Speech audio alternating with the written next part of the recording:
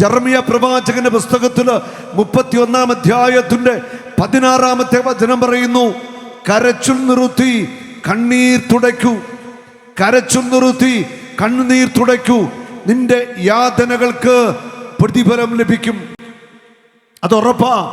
നീ കണ്ണുനീര് തുടയ്ക്ക്. നീ ഒത്തിരി കരഞ്ഞു, മക്കളെ ഓർത്ത്, ഭർത്താവിനെ ഓർത്ത്, കുടുംബത്തെ ഓർത്ത് ഒക്കെ ഒത്തിരി കരഞ്ഞിട്ടുണ്ട്. നീ കരച്ചിലൊന്ന് നിർത്ത്. നീ ജീവിതത്തിൽ അനുഭവിച്ച യാതനകൾക്കെല്ലാം പ്രതിഫലം കർത്താവ് തരും. നീ ജീവിതത്തിൽ അനുഭവിച്ച സഹനങ്ങള്, നൊമ്പരങ്ങള്, ഒരുപക്ഷേ നിന്റെ പ്രിയപ്പെട്ട മക്കൾ പോലും നിന്നെ ഉപേക്ഷിച്ചിട്ടുണ്ടാവും. മക്കൾ പോലും സ്നേഹിക്കുന്നില്ലായിരിക്കാം, അല്ല ജീവിത പങ്കാളിയായിരിക്കാം ഒറ്റപ്പെടുത്തുന്നത്. ആരൊക്കെ ഒറ്റപ്പെടുത്തിയാലും നിന്റെ ഈ സഹനത്തിന് പ്രതിഫലം കർത്താവ് ഒരുക്കി വെച്ചിട്ടുണ്ട്. കരച്ചിൽ നിർത്തി കണ്ണീർ തുടയ്ക്കൂ, നിന്റെ യാതനകൾക്ക് ഞാൻ പ്രതിഫലം നൽകും. അടുത്ത വചനം, നിന്റെ ഭാവി പ്രത്യാശാഭരിതമാണ്. നിന്റെ ഭാവി പ്രത്യാശാഭരിതമാണ്. ഇന്ന് നീ ഏത് അവസ്ഥയിലുള്ള വ്യക്തിയാണെങ്കിലും പ്രത്യാശ നിറഞ്ഞ ഒരു ഭാവി യേശു നിനക്കായിട്ട് കരുതി വെച്ചിട്ടുണ്ട്. കരമുയർത്തി ഒന്ന് സ്തുതിക്കട്ടെ. ഹല്ലേലൂയ, ഹല്ലേലൂയ, ഹല്ലേലൂയ, ഹല്ലേലൂയ. സ്വരമുയർത്തി സ്തുതിക്കാമോ ശക്തിയോടെ? ഹല്ലേലൂയ, ഹല്ലേലൂയ, ഹല്ലേലൂയ, ഹല്ലേലൂയ. കരമൊന്ന് ഉയർത്തി അടിച്ച് കർത്താവിനെ സ്തുതിക്കാമോ? കരങ്ങളൊന്ന് ഉയർത്തി അടിച്ച് കർത്താവിനെ സ്തുതിക്കാമോ? എല്ലാവരും എല്ലാവരും ഹല്ലേലൂയ, ഹല്ലേലൂയ, ഹല്ലേലൂയ, ഹല്ലേലൂയ, ഹല്ലേലൂയ. ഉണർവോടെ ഹല്ലേലൂയ, ഹല്ലേലൂയ. യേശുവേ നന്ദി. ഹല്ലേലൂയ. കഴിഞ്ഞ ദിവസം ഒരു വ്യക്തി എൻ്റെ നാട്ടിൽ തന്നെയാണ്, എൻ്റെ ഇടവകയിൽ തന്നെയുള്ള ഒരു ഫാമിലിയാണ്. നല്ല ഫാമിലി, 5-6 ഏക്കർ സ്ഥലമുണ്ട്. പക്ഷെ അപ്പൻ നല്ല മദ്യപാനിയാണ്. ഒരു 10 വർഷം മുൻപ് എൻ്റെ ധ്യാനത്തിന് പങ്കെടുത്തിട്ടുണ്ട്. അന്ന് വികാരിയച്ഛൻ നിർബന്ധപൂർവ്വം പറഞ്ഞു വിട്ട് പങ്കെടുത്തു. ധ്യാനമൊക്കെ കൂടി ഒരു 3-4 മാസം കുഴപ്പമൊന്നുമില്ല, മദ്യപാനമൊന്നുമില്ല, കുഴപ്പമില്ല. അത് കഴിഞ്ഞൊരു ദിവസം പിന്നെയും മദ്യപാനം, കൂട്ടുകാരോടെയൊക്കെ മദ്യപാനം ആരംഭിച്ചു. വീട്ടിൽ ഭാര്യയെ തല്ലും, ഭയങ്കര വിഷയക്കാരനാണ്, അലമ്പാണ് ആള്. ഒരു ദിവസം ഇതാ ഈ മകന് എൻ്റെ വീട്ടിൽ വരികയാണ് ഓട്ടോറിക്ഷയിൽ. ഈ മകൻ്റെ കാല് മകൻ തല്ലി ഒടിച്ചു. അന്ന് മകൻ +2 പഠിക്കാം, മൂത്ത മകൻ. 2 മക്കളേ ഉള്ളൂ. മക്കളൊക്കെ നല്ല വലിപ്പമുള്ള മകൾ, ഇവന് നല്ല സൈസാണ്. അവൻ ജനിച്ച മക്കൾക്കും നല്ല വലിപ്പമാണ്. മൂത്ത മകൻ +2 പഠിക്കുന്നവന് അപ്പൻ്റെ കാല് 2ആയിട്ട് അടിച്ചൊടിച്ചു. തുടയിലും താലം അടിച്ചൊടിച്ചു. Plaster ഇട്ടിരിക്കുക complete. ഒരു ഓട്ടോക്കാരൻ എന്നെ അടുക്കൽ അന്ന് എൻ്റെ വീട്ടിൽ പ്രാർത്ഥിക്കാൻ കൊണ്ടുവന്നു. എനിക്കൊത്തിരി സങ്കടം തോന്നി. മകൻ അപ്പനിട്ട് തല്ലുന്ന ഒരിക്കലും ശരിയല്ല. അപ്പൻ എന്നാ തെറ്റ് ചെയ്താലും കൈവെക്കുന്നു 100% തെറ്റ് തന്നെയാണ്. ഹല്ലേലൂയ. അപ്പൻ എത്ര കുഴപ്പക്കാരനും ആയിക്കൊള്ളട്ടെ. എൻ്റെ അടുക്കൽ ഇവന് കരഞ്ഞ വ്യക്തി, സങ്കടമൊക്കെ ഞാൻ കേട്ടു. ഞാൻ ആശ്വാസമൊക്കെ പറഞ്ഞ് പ്രാർത്ഥിച്ചൊക്കെ വിട്ടു. കഴിഞ്ഞ ദിവസം വളരെ യാദൃച്ഛികമായിട്ട് അദ്ദേഹത്തിന് അടുത്തുള്ള ഒരു വ്യക്തി ഇങ്ങനെ വർത്താനം പറഞ്ഞു പറയുക, ബ്രദറെ, ആ വ്യക്തിയുടെ കുടുംബം മൊത്തം അടിച്ചു പിരിഞ്ഞു. ഞാൻ ചോദിച്ചു, എന്ത് പറ്റി? ഇപ്പോൾ ആ മകന് മദ്യപാനത്തിന് ചികിത്സയായിട്ട് ഏതോ ആശുപത്രി കിടക്കുന്നു. ഒരു 2-3 മാസം മുമ്പ് ഭാര്യ തന്നെ വേണ്ടെന്ന് പറഞ്ഞ് ഭാര്യയുടെ വീട്ടിൽ പോയി. മൂത്ത മോൻ്റെ കല്യാണം കഴിഞ്ഞ അവനും ഭാര്യയും കാനഡയിലാണ്. അവരവിടെ, ഇളയ മോൻ വേറെ കണ്ട്. ഇപ്പം വീട് അടച്ചു പൂട്ടിയിട്ടിരിക്കുകയാണ്. ഒരു കുടുംബം തകർന്നു തരിപ്പണമായി. എനിക്കൊത്തിരി സങ്കടം തോന്നി. നല്ല കുടുംബമാണ്, 5-6 ഏക്കർ സ്ഥലമുണ്ട്, സാമ്പത്തുണ്ട്, എല്ലാം ഉണ്ട്. പക്ഷെ മദ്യപാനത്തിൻ്റെ ആ ഒരു പ്രശ്നം, കുടുംബത്തിൽ അസമാധാനം, അടിയും പിടിയും വഴക്കും, അങ്ങനെ ഒരു വീട് ഇന്ന് അടച്ചുപൂട്ടി കിടക്കുക. ഹല്ലേലൂയ. എന്നോട് പറഞ്ഞ ആ വ്യക്തിക്ക് പോലും എന്തൊരു സങ്കടം എന്നറിയാം. അയൽവാസിയാണ്, ഭയങ്കര വിഷമാണ്. ഇതുപോലെ കുടുംബങ്ങൾ തകരുകയാ. ക്രൈസ്തവ കുടുംബങ്ങൾ പല വിധത്തിൽ തകർന്നു തരിപ്പണമായിക്കൊണ്ടിരിക്കുക. പ്രത്യേകിച്ച് സാമ്പത്തിക മേഖലയുടെ തകർച്ച അതിഭയാനകമാണ്. എവിടെ ചെന്നാലും നല്ലൊരു ശതമാനം ആളുകൾ പ്രാർത്ഥിക്കാൻ വരുന്നത് കടബാധ്യതയിൽ നിന്ന് വലിയ ഒരു വിടുതൽ വേണം, അല്ലെ പ്രതിസന്ധിത്തിന് വിടുതൽ വേണം, അല്ലെ മക്കൾ മയക്കുമരുന്നിന് അടിമകൾ, ഭർത്താവ് മദ്യത്തിന് അടിമ. വിടുതൽ കിട്ടാൻ ഒറ്റ വഴിയേ ഉള്ളൂ, കർത്താവിൻ്റെ ആത്മാവ് ഇറങ്ങി വരണം. ദൈവത്തിൻ്റെ ആത്മാവ് ഒരു വ്യക്തിയുടെ മേൽ ഇറങ്ങി വന്ന് വിടുതൽ കൊടുക്കാതെ ഒരു വ്യക്തിക്ക് മോചനം കിട്ടത്തില്ല. ഒരു വ്യക്തിയുടെ ഹൃദയത്തിൻ്റെ മേൽ മനസ്സിന്റെ മേൽ, ശരീരത്തിന്റെ മേൽ, പാപ ആസക്തിയുടെ മേൽ ദൈവത്തിന്റെ ആത്മാവ് കടന്നു വരണം. ഹല്ലേലൂയ.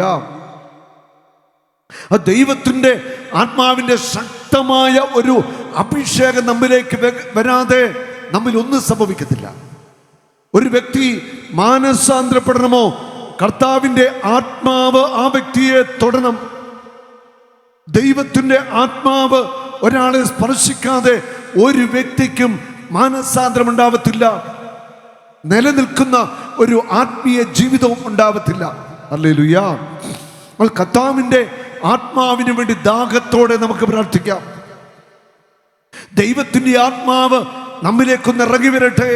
നമ്മുടെ മനസ്സിന്റെ മേല്, ശരീരത്തിന്റെ മേല്, ആത്മാവിന്റെ മേല്, പഞ്ചേന്ദ്രിയങ്ങളില്, ബുദ്ധിയില് എല്ലാം കർത്താവിന്റെ ആത്മാവ് ഇറങ്ങി വസിക്കട്ടെ. ദൈവത്തിന്റെ ആത്മാവ് നമ്മിൽ നിറയുമ്പോൾ നമ്മുടെ സങ്കടങ്ങൾ വിട്ടുപോകും, രോഗങ്ങൾ വിട്ടുപോകും, പൈശാചിക ബന്ധങ്ങൾ അടിയും, അത്ഭുതങ്ങൾ നമ്മുടെ ജീവിതത്തിൽ സംഭവിക്കും. നമ്മുടെ മനസ്സിലും നമ്മുടെ ശരീരത്തിലും അത്ഭുതങ്ങൾ സംഭവിക്കണമെങ്കിൽ ദൈവത്തിന്റെ ആത്മാവ് ശക്തിയോടെ നമ്മുടെ മേൽ ആവസിക്കണം. ഹല്ലേലൂയ. കരമുയർത്തി ഒന്ന് സ്തുതിക്കാമോ? ഹല്ലേലൂയ. സ്തുതിക്കട്ടെ. ഹല്ലേലൂയ, ഹല്ലേലൂയ, ഹല്ലേലൂയ, ഹല്ലേലൂയ, ഹല്ലേലൂയ. വിടുതലിന്റെ ആത്മാവേ, പരിശുദ്ധാത്മാവേ ആവസിക്കണമേ. എന്റെ ശരീരത്തിന്റെ മേൽ, എന്റെ ശരീരത്തിന്റെ മേൽ, മനസ്സിന്റെ മേൽ, മനസ്സിന്റെ മേൽ, ആത്മാവിന്റെ മേൽ, ആത്മാവിന്റെ മേൽ, ചിന്താമണ്ഡലത്തിൽ, ചിന്താമണ്ഡലത്തിൽ, മനസാക്ഷിയിൽ, മനസാക്ഷിയിൽ പരിശുദ്ധാത്മാവേ, പരിശുദ്ധാത്മാവേ നിറയണമേ, നിറയണമേ. എന്റെ പാപാസക്തികളിൽ, എന്റെ പാപാസക്തികളിൽ, രോഗങ്ങളിൽ, രോഗങ്ങളിൽ പരിശുദ്ധാത്മാവേ, പരിശുദ്ധാത്മാവേ വന്നു നിറയണമേ. നിറയണമേ. കർത്താവിന്റെ ആത്മാവേ, കർത്താവിന്റെ ആത്മാവേ, കർത്താവിന്റെ ആത്മാവേ, കർത്താവിന്റെ ആത്മാവേ, എന്റെ മേലുള്ള പൈശാചിക ബന്ധനങ്ങളെ തകർക്കണമേ. തകർക്കണമേ. ഹല്ലേലൂയ. ഹല്ലേലൂയ. ശക്തമായി ഒന്ന് സ്തുതിച്ചേ. ഹല്ലേലൂയ, ഹല്ലേലൂയ, ഹല്ലേലൂയ, ഹല്ലേലൂയ, ഹല്ലേലൂയ, ഹല്ലേലൂയ, ഹല്ലേലൂയ. ഉണർവോടെ സ്തുതിക്കട്ടെ. ഹല്ലേലൂയ, ഹല്ലേലൂയ, ഹല്ലേലൂയ, ഹല്ലേലൂയ, ഹല്ലേലൂയ, ഹല്ലേലൂയ, ഹല്ലേലൂയ, ഹല്ലേലൂയ, ഹല്ലേലൂയ, ഹല്ലേലൂയ. സക്രിയ 4:6 സൈന്യ ബലത്താലല്ല, കരബലത്താലല്ല, ദൈവാത്മാവിന്റെ ശക്തി കൊണ്ടത്രേ. സൈന്യബലമല്ല, കരബലമല്ല, ദൈവാത്മാവിന്റെ ശക്തി. നമുക്ക് ആത്മീയ ജീവിതത്തിൽ പിടിച്ചു നിൽക്കണമെങ്കിൽ, പാപത്തിന്റെ ജീവിത സാഹചര്യങ്ങളെ അതിജീവിക്കണമെങ്കിൽ, ആസക്തികളെ കീഴ്പ്പെടുത്തണമെങ്കിൽ, വിശുദ്ധ ജീവിതം നയിക്കണമെങ്കിൽ ദൈവത്തിന്റെ ആത്മാവ് നമ്മെ ശക്തിപ്പെടുത്തണം. ദൈവത്തിന്റെ ആത്മാവ് ശക്തിയോടെ നമ്മെ ഉണർത്തിയെങ്കിൽ മാത്രമേ ഒരു വിശുദ്ധ ജീവിതം നമുക്ക് നയിക്കാനാണ് സാധിക്കത്തുള്ളൂ. സൈന്യബലമല്ല, കരബലമല്ല, കർത്താവിന്റെ ആത്മാവിന്റെ ശക്തി. ഹല്ലേലൂയ. അപ്പോൾ ദൈവത്തിന്റെ ആത്മാവിന്റെ ശക്തി കൊണ്ട് നിറയുവാൻ നമുക്ക് ആഗ്രഹിക്കാം. ആത്മാവിന്റെ അഭിഷേകം നമ്മൾ വ്യാപരിക്കട്ടെ.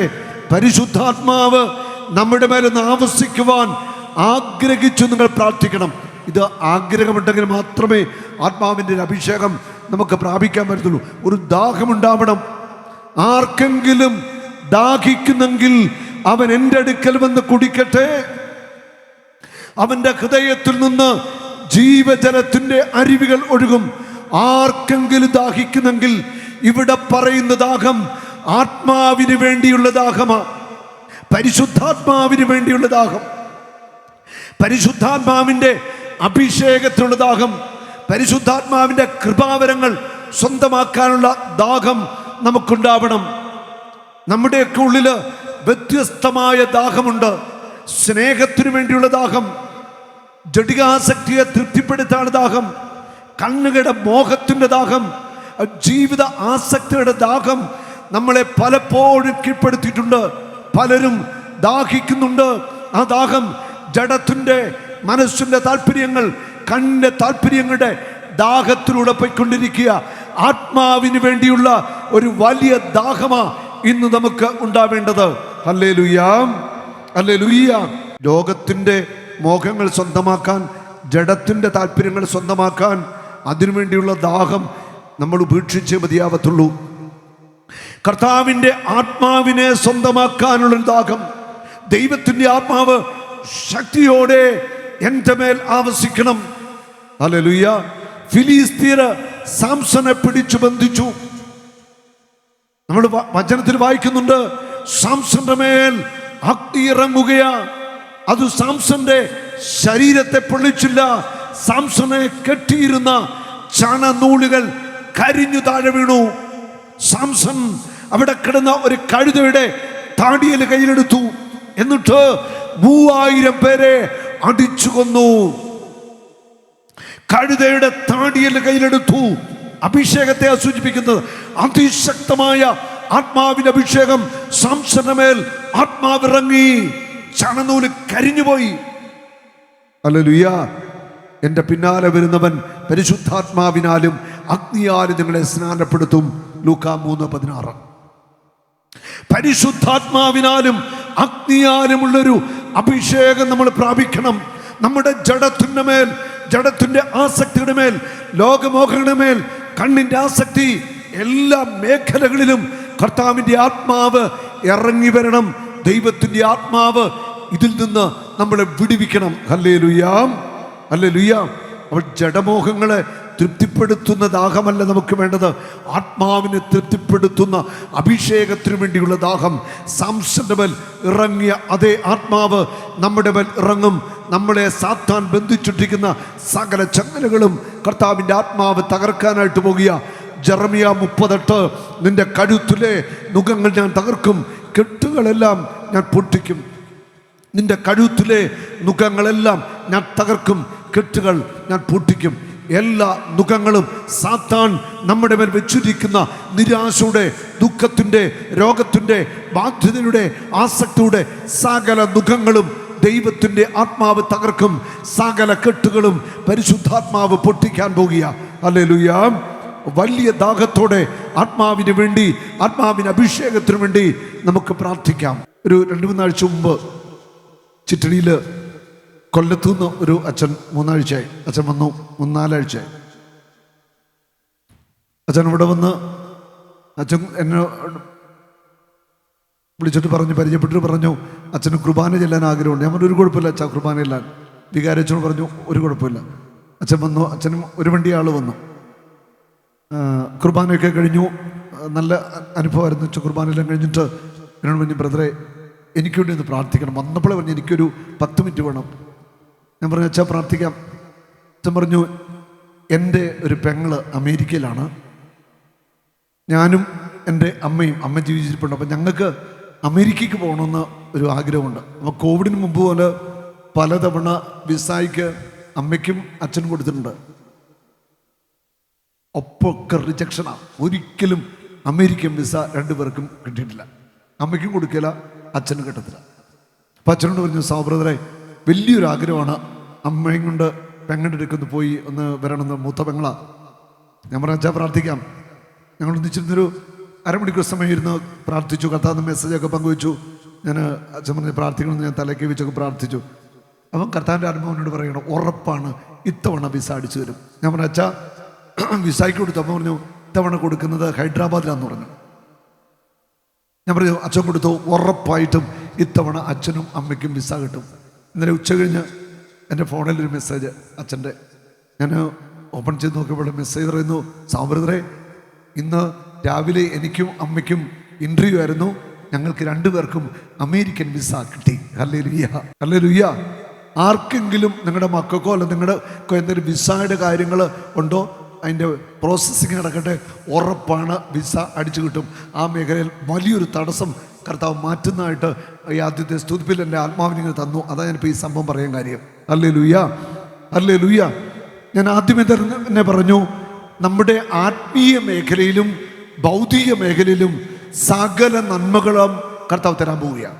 ആത്മീയമായിട്ടും ഭൗതികമായിട്ടും 2 നമുക്ക് ആവശ്യമുണ്ട്.